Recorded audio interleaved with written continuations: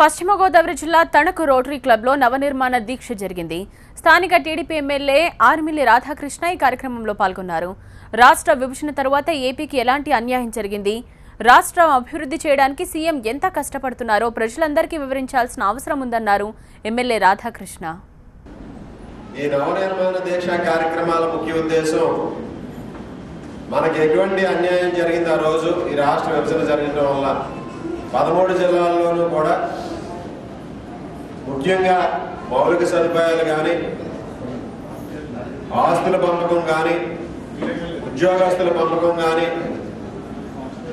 విద్యా సంస్థల పంపకం కానీ, ఇటువంటివన్నీ కూడా ఎటువంటి అన్యాయం జరిగింది. మనకి ఒక రాజధాని లేని రాష్ట్రంలో, మౌలిక సదుపాయాలు లేని రాష్ట్రంలో, డబ్బు లేనటువంటి రాష్ట్రాన్ని ముఖ్యమంత్రిగా వచ్చిన తర్వాత గౌరవ ముఖ్యమంత్రి నారా చంద్రబాబు నాయుడు గారు అనుభవంతో, సమర్థతతో ఈ రాష్ట్రాన్ని ఏ విధంగా ముందుకు తీసుకెళ్తున్నారు, ఎటువంటి అభివృద్ధి కార్యక్రమాలు చేసుకుంటున్నాం, ఎటువంటి సంక్షేమ కార్యక్రమాలు నిర్వహించుకుంటున్నాం, రాజధాని నిర్మాణానికి ఏ విధమైన చర్యలు తీసుకున్నారనేది ఈ సమావేశాల ద్వారా చర్చించుకోవాల్సిన అవసరం.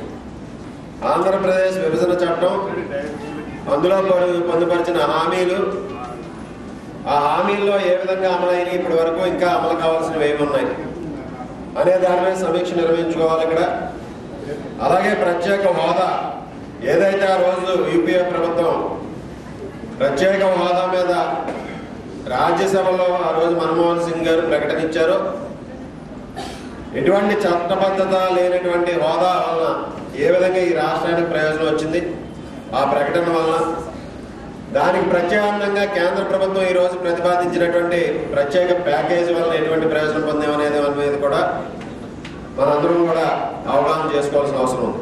ఆ రోజు రాష్ట్ర విభజన జరిగిన సందర్భంలో ఆస్తుల పంపకం కానీ, రెవెన్యూ పంపకం కానీ ఏది కూడా జనాభా లెక్కల ప్రకారం పంపకుండా కేవలం రాష్ట్ర ఆదాయాన్ని పంచడం జరిగింది.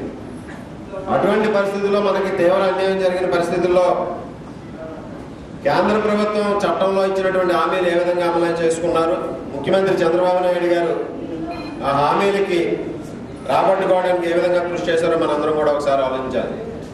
రాయలసీమలోని 4 జిల్లాలు, ఉత్తరాంధ్రలోని 3 జిల్లాలు, 7 జిల్లాలకి ప్రత్యేక ప్యాకేజ్ ఇస్తామని కేంద్ర ప్రభుత్వం ప్రకటించడం జరిగింది ఆ రోజు చట్టంలో. దానికి అనుగుణంగా ఈ రోజు వరకు కూడా 7 జిల్లాల అభివృద్ధికి 1000 కోట్ల రూపాయలు గౌరవ ముఖ్యమంత్రి నారా చంద్రబాబు నాయుడు గారి కృషితో కేంద్ర ప్రభుత్వం విడుదల చేయడం జరిగింది. పశ్చిమ గోదావరి జిల్లా భీమవరంలో జరిగిన నవనిర్మాణ దీక్షలో టీడీపీ రాజ్యసభ సభ్యురాలు తోట సీతారామలక్ష్మి పాల్గొన్నారు. రాజధాని లేకుండా విడిపోయిన రాష్ట్రం దేశంలో ఆంధ్రప్రదేశ్ ఒక్కటేనని ఎంపీ చెప్పారు. ఇటువంటి రాష్ట్రాన్ని అభివృద్ధి చేయడానికి ముఖ్యమంత్రి చంద్రబాబు ఎంతో కష్టపడుతున్నారని సీతారామలక్ష్మి వివరించారు.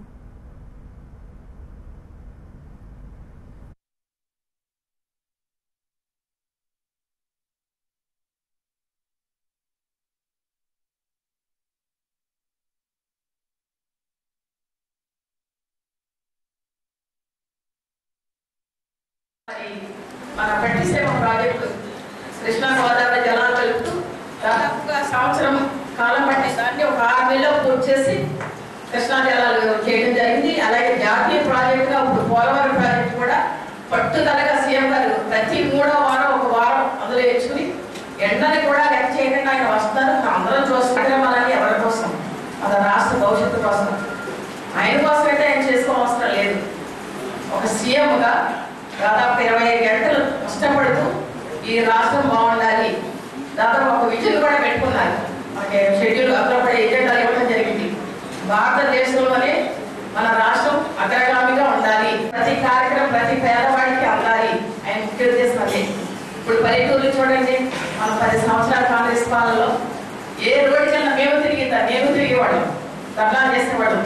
ఎక్కడ రోడ్డు ఉండేది కాదు, తాగునీరు ఉండేది కాదు, రైల్వే ఉండేది కాదు, చాలా తీరావస్థల హాస్పిటల్ కానీ మరి స్కూల్స్ కానీ ఉండేవి. ఇప్పుడు పల్లెటూరు వెళ్ళి చూడండి, మీరు కూడా పల్లెటూరులో మీ పెద్దవాళ్ళు ఉంటారు, మీ పల్లెటూరులే అయ్యి ఉంటాయి. మరి అప్పటికి ఇప్పటికి ఏంటి?